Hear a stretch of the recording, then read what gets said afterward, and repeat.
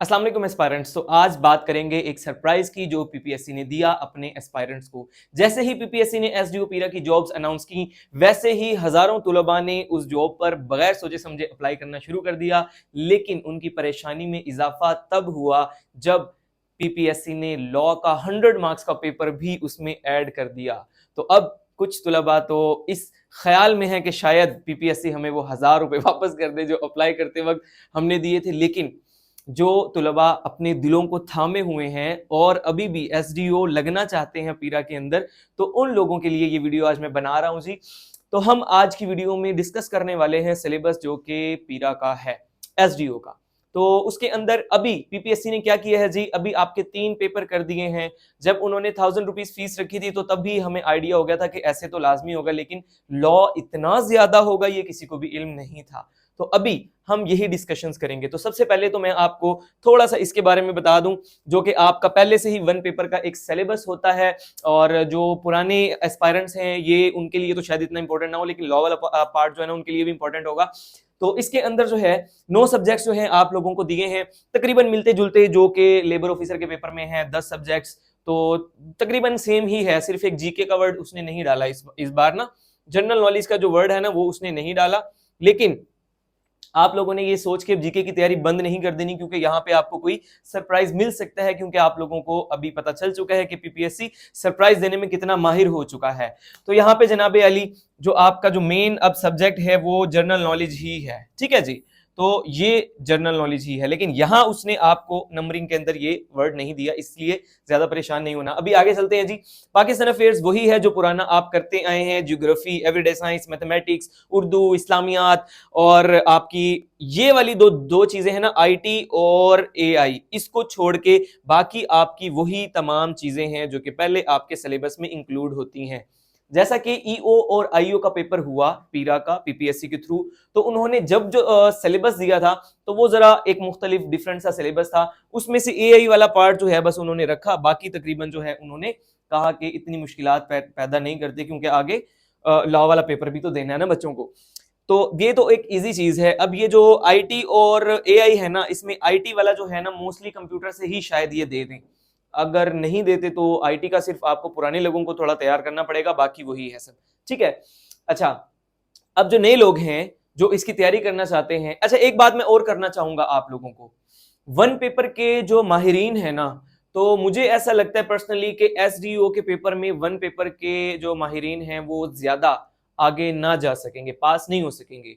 और जो नए एस्पायरेंट्स हैं वो ज्यादा पास होंगे, नंबर 1 तो मुझे ये लगता है। दूसरा वो जो कि पीएमएस सीएसएस की तैयारी कर रहे हैं और उसमें अपीयर भी हो रहे हैं और मुख्तलिफ एकेडमीज में पढ़ भी रहे हैं, तो जाहिर है वो भी आपके कॉम्पिटिटर होंगे यहाँ पे, क्योंकि एसडीओ की एक अच्छी सीट है। तो उन लोगों के लिए भी जो है ना बड़ी आसानी हो जाएगी इसके अंदर, चूंकि एसए का पेपर है और साथ में 100 मार्क्स का जो है वो लॉ भी है। तो ये क्या आ गया जी, अच्छा, तो 100 मार्क्स का चूंकि उसमें लॉ भी है और ऐसे भी है, इसलिए जो है ना जो पीएमएस वाले एस्पायरेंट्स हैं उसके लिए यहाँ पे क्या हो जाएगी, आसानी हो जाएगी। नए आने वालों के लिए भी आसानी है, पुराने वालों के लिए इसलिए मुश्किलात है, उन्होंने पूरी किताब को पहले रट्टा मारा हुआ है। जैसे लेबर ऑफिसर है उसके पेपर में तो वही चीजें हैं, कोई 2-3 पेपर तो है नहीं, डायरेक्ट आप इंटरव्यू में पहुंच जाएंगे। यहाँ पे 2-3 पेपर रख दिए गए हैं। तो अब नए लोग क्या करें जी, नए लोग भी ये करें कि अब इतने कम टाइम में ना, क्योंकि मुझे पर्सनली ऐसा लगता है कि पीरा वाले इतना ज्यादा टाइम नहीं देंगे, 1.5 से 2 माह शायद आपको मिल जाए फेज 1 का। फेज 1 में मतलब 2 पेपर जो आपके हैं लॉ और ये दोनों इकट्ठे ही होंगे। एक दिन में वो ले सकते हैं, एक पेपर सुबह में एक पेपर शाम में, क्योंकि इकट्ठा तो वो एक टाइम पे तो ले नहीं सकते हैं। 100 मार्क्स का है ना, 200 नंबर का एक टाइम पे नहीं ले सकते, तो वो सुबह शाम इस तरह करके होगा फेज 1 जो आपका होगा। तो अब आप हर चीज को रट्टा नहीं लगा सकते, तो बेसिक्स जो हैं इनकी अगर किसी के पास हैं तो बस उसी को प्रिपेयर करें, क्योंकि यहाँ पे आपने 40 नंबर सिर्फ लेने हैं और एग्रीगेट में आपने टोटल 50 नंबर लेने हैं ओवरऑल। मतलब 150-300 में से 150 नंबर अगर लोगे तो इंटरव्यू के लिए क्वालिफाई कर सकते हो, लाजमी नहीं है फिर भी आप करो, फिर कर सकते हो। तो इसमें अगर 40 आप ले लेते हैं, अब जिस चीज से तमाम लोग डर रहे हैं मैं उस चीज की तरफ आता हूं, जो क्या है जी, लॉ है। इसके लिए ना आप वही पीपीएससी इम्तियाज शाहिद वाली बुक कर लें, पास होने के लिए बहुत है, बहुत से भी ज्यादा हो जाएगी, वो आपके 60-65 नंबर तक आ जाएंगे, तो इसलिए परेशान नहीं होना। अच्छा, इसमें ना एक नई चीज जो ऐड की है ना उसने, 9 सब्जेक्ट उसने दिए, लेकिन इसको ना वो 10वां नंबर उसने नहीं दिया, लेकिन मुझे ऐसा लगता है कि ये भी एक 10वां नंबर है। क्या है जी इसके अंदर? वो कहते हैं कि क्वेश्चन इंक्लूड हो सकते हैं जो कि लॉजिकल रीजनिंग, नंबर 1 कौन सी जी? लॉजिकल रीजनिंग है, नंबर 2 वर्बल रीजनिंग है, और नंबर 3 जो है वो क्वांटिटेटिव रीजनिंग है। ये तीनों अलग अलग क्वेश्चंस होते हैं। जिन लोगों ने गेट दिया हुआ है, लेट दिया हुआ है, उन लोगों को, और जो एमओडी के टेस्ट देते रहते हैं ना, एडी का, सब इंस्पेक्टर का, जिन लोगों ने दिया है, और वो जो होते हैं आपके अक्सर सेकंड लेफ्टिनेंट के लिए, तो वहां पे भी इस तरह के कुछ क्वेश्चंस आते हैं। तो यहां से भी कुछ क्वेश्चंस वो दे सकता है। मुझे लगता है कि अगर वो 9 उसने ऊपर सब्जेक्ट दिए और ये 10वां है तो 10 मार्क्स का ये हो सकता है आपका, ठीक है। लेकिन कोई श्योरिटी नहीं है, पीपीएससी ने नहीं बताया है, ये मेरी अपनी ऑब्जर्वेशन है। उसके बाद जो पेपर 2 है वो डिस्क्रिप्टिव है। वो आपका जब होगा जब ये पेपर 1 और ये पेपर 3 आप दोनों पास कर लेंगे। कितने मार्क्स से? 40 कम से कम नंबरों से। अच्छा, मैं आपको जिस बात पे लेके आना चाह रहा था ना, वो ये है कि जो पेपर 3 है ना आपका लॉ वाला, यहां पे जो नए लोग हैं वो ज्यादा नंबर ले सकते हैं, पुराने लोग भी ले सकते हैं, लेकिन नए लोगों के लिए मैं इसलिए कह रहा हूं क्योंकि आप और जो पुराने एस्पायरेंट्स हैं वो सारे यहां पे बराबर हैं। बेशक ऊपर वाले में वो आपसे थोड़े ज्यादा मार्क्स ले लें, यहां पे जो है ना दोनों के अंदर पहले मैं आपको डिफरेंस बताता हूं। किस किस के अंदर जी? एक जीके के अंदर और दूसरा लॉ के अंदर। दोनों के अंदर जनाबे अली ये डिफरेंस है कि जो जीके है उसका कोई आउटलाइन आपको नहीं दी हुई, कोई सिलेबस नहीं दिया हुआ। अगर उन्होंने बोला ना कि इस्लामियात, उन्होंने बोला ना अगर उर्दू, तो उर्दू से उनकी मुराद है कुछ भी, जैसा कि वो भी आजकल दे रहे हैं ना। आपने देखा होगा कि लिसानियात के भी ऐसे क्वेश्चंस देते हैं कि जो आम ग्रामर की किताबों में नहीं होती, और इसी तरह जो अदब के क्वेश्चंस होते हैं वो भी ऐसा कोई काम या ऐसा कोई अदीब निकाल के लाते हैं जिसका हमें नहीं पता होता, और हम उससे भी फिर रोशनास हो जाते हैं। तो इसलिए इसका जो है ना, इसकी नो लिमिट, सिलेबस की जनाबे अली कोई लिमिट नहीं है। बहुत ज्यादा भी हो सकता है और कोई आसान भी हो सकता है, लेकिन लॉ जो है ना इसकी लिमिट है, ठीक है जी, इसकी लिमिट है। जीके में क्या करता है जी पीपीएससी? जीके में वो ये करता है कि हर बार 25 सवाल जो है ना उसने तकरीबन नए डालने होते हैं। 20 से 25 सवाल वो नए डालता है, बाकी बेशक वो पास पेपर से दे दे। तो अब यहां पे आप अगर पूरी एफर्ट भी कर लें तो आप 75 नंबर ले सकते हैं। लेकिन ऑन द अदर हैंड जो लॉ है आपका, उसकी एक लिमिट दी हुई है उन्होंने। ये लिमिट है आपके सामने जो पेश की हुई है, इसमें आप 100/100 भी ले सकते हैं, ठीक है जी, ले सकते हैं अगर आप तैयारी अच्छी करें। अगर आप इन इन तमाम चीजों को जो है सही तरीके से करें तो इतने मार्क्स आप ले सकते हैं। तो इसलिए मैं कह रहा हूं कि नए एस्पायरेंट्स के लिए ये वाला जो सब्जेक्ट है वो ज्यादा स्कोरिंग है, इसमें वो ज्यादा स्कोर कर सकते हैं। पुराने वाले भी मेहनत करें, एफर्ट करें, वो भी अच्छे मार्क्स ले सकते हैं। अब हम आ जाते हैं जनाबे अली, ये तो मैंने थोड़ा सा आपको कंपैरिजन करके बताया ना दोनों पेपर्स का। अच्छा, एक और चीज आप ना अपने जहन से ये निकाल दें कि आपके ये अलग अलग पेपर हैं। आप एक बार सोचें कि आपका ओवरऑल एग्जाम जो है ना वो 300 मार्क्स का होने जा रहा है, ठीक है। अब इस 300 नंबर में जो टॉप के होंगे, टॉप के मतलब आप ये देखें कि हाईएस्ट मार्क्स किसी के 250 आ गए, ठीक है, और 101 सीटें हैं ना, उसको 5 से ज़रब दे दो, कितना बना? 505 बना। अब 250 हाईएस्ट वाला आ गया, और जो लोएस्ट बंदा आपके पास आ रहा है उसके सपोज 210 नंबर हैं, ठीक है। इन दोनों नंबरों के दरमियान आपके 505 बच्चे पूरे हो जाते हैं। तो अब बेशक आपके 209 नंबर हैं, जितने भी हैं उससे नीचे सारे किसी को इंटरव्यू के लिए वो नहीं बुलाएंगे। आपने अब सोच रहे हो आपके 300 में से मैंने नंबर लेने हैं, तो 300 में से अगर लेने हैं तो जीके का भी वही, लॉ का भी वही, तो आप लॉ पे ज्यादा फोकस कर लें। और आपने लॉ डिस्क्रिप्टिव तो लिखना नहीं है, ये भी आपका ऑब्जेक्टिव टाइप है। डिस्क्रिप्टिव हो जैसे एलएलबी वाले, एलएलएम वाले लिखते हैं, तो फिर तो एक अलग बात है। यहां पे भी आपका क्या है जी, एमसीक्यूज टाइप है, जो कि इतना पेपर मुश्किल नहीं होने वाला।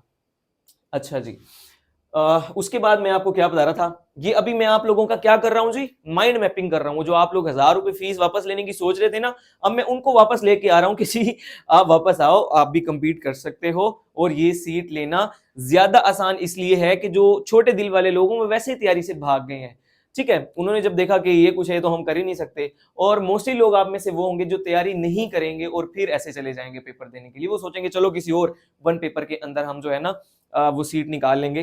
तो इस वजह से जो है ना जिन लोगों की हल्की फुल्की भी तैयारी है या जो सीरियस है इस जॉब को लेके, तो इसका ये चांस जाया नहीं करना, आपने इस चांस को अवेल करना है। यहाँ पे आप अच्छे मार्क्स ले सकते हैं, ठीक है जी। तो ये अब आपको एक और पॉइंट मैंने समझा दिया कि 300 में से ओवरऑल आपका जो है ना वो मेरिट बनना है जी यहाँ पे। अब आगे चलते हैं जी, आगे आ जाता है आपका जो पूरा लॉ वाला है ना, इसको एक बार क्लियर कर लेते हैं, और इसको यहां से क्लियर करके इसको थोड़ा सा ऐसे ऊपर कर देता हूं, और अब फिर से आ जाते हैं। अब ये जो आपका लॉ वाला पेपर है ना, पेपर जो थर्ड है, इसको हम थोड़ा सा देखते हैं कि क्या कुछ उन्होंने और क्या क्यों डाला। ठीक है, चलो क्यों का जवाब तो हमारे पास नहीं है, लेकिन क्या कुछ डाले ये देख लेते हैं। सबसे पहले लीगल अंडरस्टैंडिंग के लिए जो है ना कॉन्स्टिट्यूशन ऑफ पाकिस्तान है, कौन सा जी, 1973, जो कि इस वक्त आपका चल रहा है, 1973 का आइन है।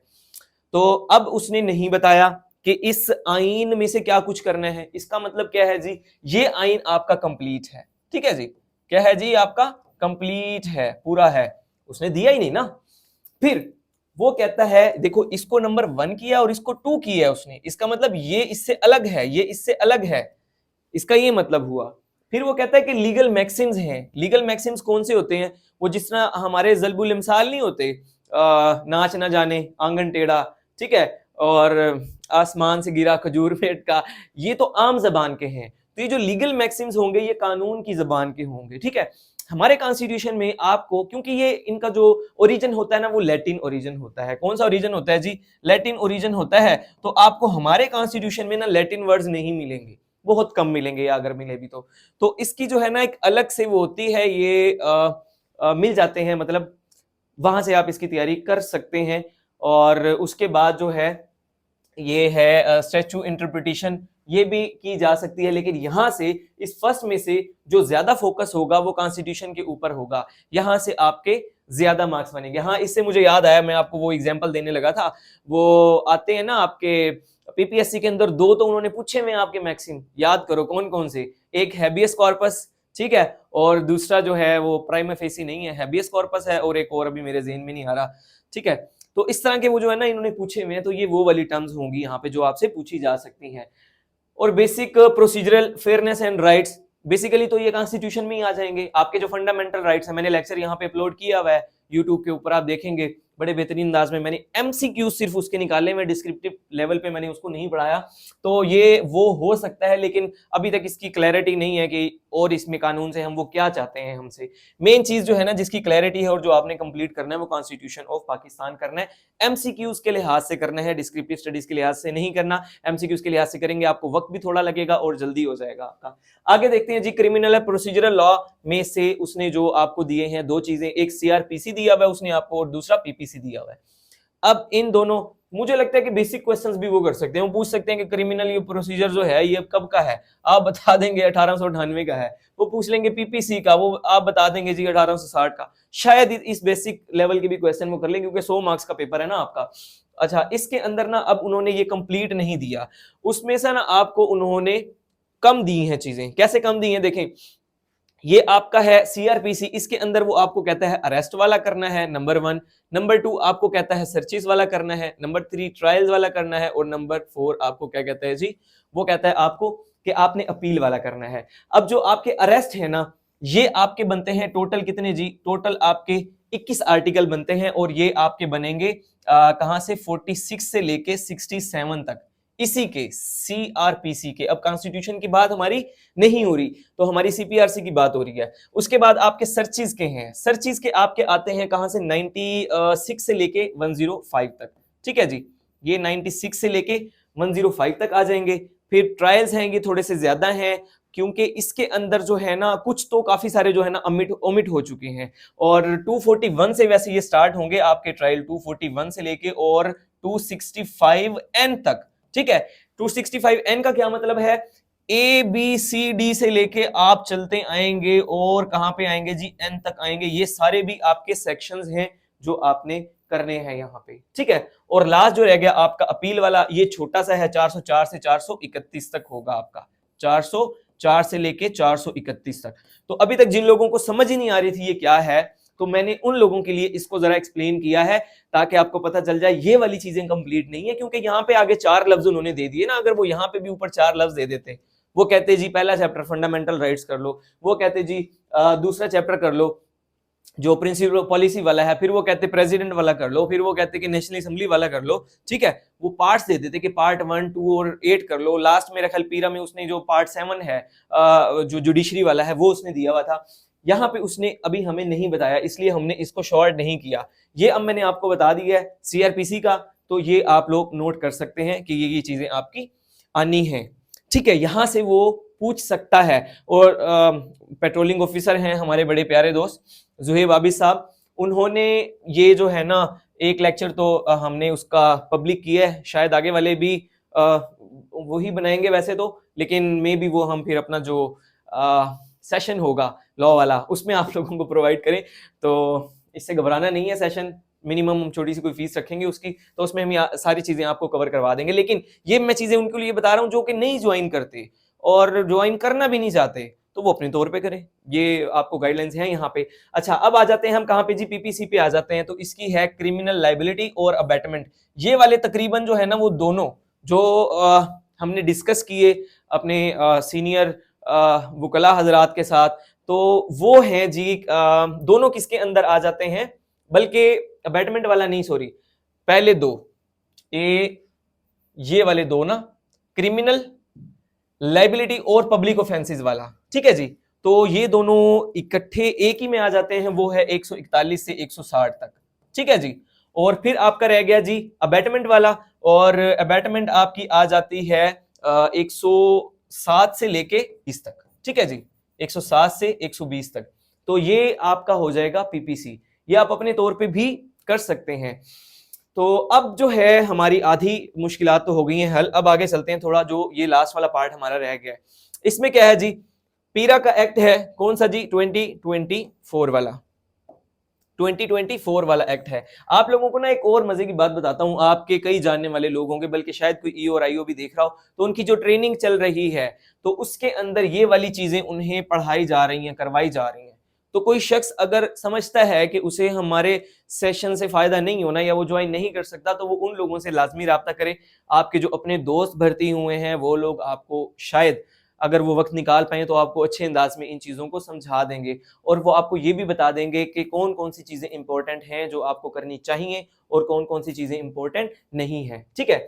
तो सबसे पहले तो पीरा का एक्ट हो गया जी, इसके आपके 82 आर्टिकल्स हैं, ठीक है। सबसे बड़ा जो है ना इसके अंदर वो है कौन सा, आपका लैंड वाला 184 है जिसके अंदर, ठीक है जी, 184 है। और इसके अंदर है टेनेंसी एक्ट के अंदर 116 है, और एक के अंदर 23 और 18 भी हैं, ठीक है। तो होर्डिंग वाला जो है ना, होर्डिंग वाला उसके अंदर 18 है, और जो एसेंशियल कमोडिटी वाला है उसके अंदर 23 है, ठीक है जी। ये इसके सेक्शंस हो गए। और कॉलोनाइजेशन वाले के 38 हैं, ये भी छोटा है, ठीक है। और कौन सा रह गया जी, हाँ लास्ट वाला रह गया आपका, इसके हैं 38 रूल्स हैं ये बेसिकली, ठीक है। ये ऊपर पीरा का एक्ट है और ये पीरा का क्या है जी, ये पीरा के रूल्स हैं। तो ये इतनी इतनी चीजें हैं जी इनके अंदर। तो इसके अंदर इंशाल्लाह मैं अभी आप लोगों को दो तो मैंने प्रिपेयर किए हैं अभी तक, जो मैं आप लोगों के साथ शेयर कर दूंगा यहीं पे यूट्यूब पे मैं अपलोड कर दूंगा, होर्डिंग वाला भी और ये एसेंशियल कमोडिटी वाला भी, ठीक है। बड़े आसान अल्फाज में इंशाल्लाह बहुत थोड़े टाइम में आपको मैं इनके सारे एमसीक्यूज बता दूंगा जो आपसे पूछे जा सकते हैं। बाकी जो चीजें हैं वो आपको हमारे सेशन में मिल जाएंगी, जो कि मैं स्टार्ट करने जा रहा हूं, जिसकी फीस मैंने रखी है सिर्फ और सिर्फ 2000, ठीक है जी, 2000 मैंने फीस रखी है। उसमें ये आपको इंशाल्लाह आपके पेपर से पहले पहले लॉ वाला सारा पोर्शन हम कवर करवा देंगे। वैसे तो हमारा जनरल सेशन भी चल रहा है, उसकी हमारी 3K पर मंथ फीस है, ठीक है जी, 3K पर मंथ फीस है। उसके अंदर ये आपका सिर्फ SDO नहीं है, बल्कि तमाम जॉब जितनी भी पीपीएससी की एफपीएससी की हैं, जो लेबर ऑफिसर की 12 सीटें आई हैं वहां पे, उनके लिए हर जगह जो है ना आपके लिए वो वैलिड होगा, जो कोर्स है उसे आपको हेल्प मिल जाएगी। तो ये था जो ला वाला पोर्शन है, जो मैंने आप लोगों को सही से जो है ना टुकड़ों में बता दिया कि किस तरह आप इसको कर सकते हैं। अच्छा, अब अगली चीज ये है कि कई लोगों को अभी भी ना ऐसा लग रहा है कि बहुत ज्यादा है, तो आप ना इनको एक महीने के ऊपर डिवाइड कर लें। ये जितनी भी चीजें मैंने लिखी है ना, एक महीने के ऊपर डिवाइड करें इन्हें, और डेली बेसिस का अपना काम करें। आपको जरूरत ही नहीं है ज्यादा ओवरबर्डनाइज होने की और ये सोचने की कि हम नहीं कर सकते। आप लोग कर सकते हैं अगर आप चाहें तो, और इसको किए बगैर आप आगे भी नहीं जा सकते। ये चीज तो आपको क्लियर हो गई होगी ना अब तक। और जो एग्रीगेट वाली उन्होंने बात बता दी है, पीएमएस वैसे ऐसे में सही नंबर दे देता है, लेकिन ऐसे में बहुत सारे लोग फेल भी हो जाते हैं। सपोज आप ऐसे में 40 नंबर लेके पास हो जाते हैं, ऐसे ही आप लोगों को ज्यादा मुश्किल लगता है ना, तो फिर तो यहाँ पे आपका एग्रीगेट ज्यादा होना चाहिए ना। मतलब 150 के लिए आपको बाकी दोनों पेपरों के अंदर 55 नंबर लेने होंगे। अगर ऐसे में आप कितने लेते हैं जी, ऐसे में अगर आप 40 नंबर लेते हैं। लेकिन मैंने फिर वही वाली बात जो मैंने यहाँ पे अभी आपको बताई थी कि हाईएस्ट वाले जो हैं और लोवेस्ट, बस वो 505 लोगों को हाईएस्ट से लोवेस्ट तक बुलाएंगे, चाहे वो 210 पे खत्म हो जाए, चाहे वो 150 नंबर पे आके एंड हो। ठीक है जी, तो ये ला वाला पोर्शन भी आपका हो गया। अब आगे थोड़ी सी इसकी तहरीर पढ़ लेते हैं जी, क्या चीज है ये। वो कहता है कि जो पेपर 1 और 3 है ना वो फेज 1 के अंदर होंगे, और जो पेपर ऐसे वाला है वो आपका कहाँ होगा जी, वो फेज 2 के अंदर होगा। ठीक है जी। अच्छा, उसके बाद जो है कुछ इंपॉर्टेंट इंस्ट्रक्शंस भी उन्होंने दी हैं, उसके अंदर जो मोस्ट इंपॉर्टेंट है ना वो साइकोमेट्रिक वाली है, साइकोलॉजिकल असेसमेंट वाली। ठीक है, इसकी तैयारी भी मैंने करवाई है। एमओडी वाले तो तमाम एस्पायरेंट्स मुझे वैसे ही जानते हैं, क्योंकि साइकोमेट्रिक के ऊपर मैंने बहुत ज़्यादा वर्क किया है, और मेरी काफ़ी सारी वीडियोज़ जो हैं अभी यूट्यूब पे भी, जो कि पब्लिक हैं, वहाँ पे आप देख सकते हैं। लेकिन इसका भी मैं अलग से सेशन स्टार्ट करता होता हूँ। एमओडी का तो करता था, लास्ट मैंने पीरा वालों को भी कुछ करवाया था हल्का फुल्का। अच्छा, यहाँ पे वो वही बात बता रहे हैं कि 40% मार्क्स जो हैं वो ईच सब्जेक्ट्स में होने चाहिए, 50% ओवरऑल होने चाहिए, 0.25 की जो है नेगेटिव मार्किंग, जो कि पहले भी होती है, कोई नई बात नहीं है। और जी वो कहते हैं जी जो सेंटर है ना वो आप चेंज नहीं कर सकते, अगर किसी का मुल्तान है तो मुल्तान ही आके पेपर देना पड़ेगा, और इधर उधर आप नहीं जा सकते। तो ये था जी टोटल आपका एक सिलेबस, किसका जी, SDEO का, और सब डिविजनल एनफोर्समेंट ऑफिसर पूरा जो है इससे बनता है, जो BS16 का जो कि एक रेगुलर जॉब है। बाद लोगों को ये भी है मसला, या उनके जहन में सवाल है कि अगर ये डिपार्टमेंट खत्म हो गया तो हमारा क्या होगा जी, आपका कुछ भी नहीं होगा, आपको किसी और डिपार्टमेंट में मर्ज कर दिया जाएगा, क्योंकि रेगुलर बेसिस की सीटें हैं ये। ठीक है, कहीं लिखा होगा यहाँ पे, नहीं तो ऐड के अंदर लिखा होता है कि ये रेगुलर बेसिस की सीटें हैं। और SNGAD के थ्रू देखें ना, ये आपको SNGAD के अंदर आप जाएंगे, हो सकता है यहाँ से आप जाएं, आपको किसी और अच्छे डिपार्टमेंट में वो लगा दें, इट इज़ पॉसिबल। तो जी आज के लिए इतना ही। तकरीबन मैंने जो जितनी भी डिटेल्स थी तमाम, काफ़ी सारे क्वेश्चंस भी मेरे पास जो है ना वो इनबॉक्स में भी पड़े हुए हैं, जो मैंने अभी सीन नहीं किए। तो कई लोग फिर ये भी जो है वो तनकीद करते हैं कि सर आप रिप्लाई ज़रा लेट करते हैं, तो ये वाले ही आप लोगों के ज़्यादातर सवालात मुझे आए हुए थे, तो इसलिए मैंने सोचा क्यों ना वीडियो पहले बना के अपलोड कर दूं, उसके बाद आप लोगों के सवालात के जवाब दे दूं। तो जी आज के लिए इतना ही, बहुत बहुत शुक्रिया, अल्लाह हाफिज़।